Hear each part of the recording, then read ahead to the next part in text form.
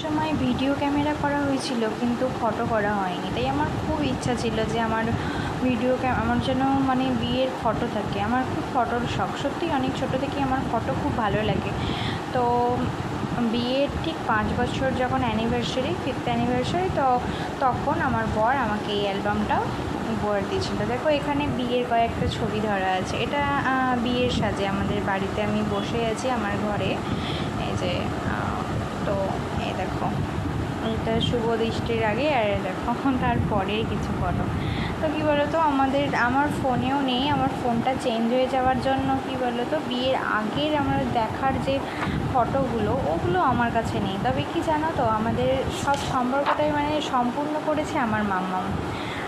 আমাদের জীবনে এসে না সত্যি জীবনটাকে একদম বদলে দিয়েছে। কি ছিলাম আমরা আর কি হয়ে গেছি, সত্যি মানে বলে না লক্ষ্মী, মানে সত্যি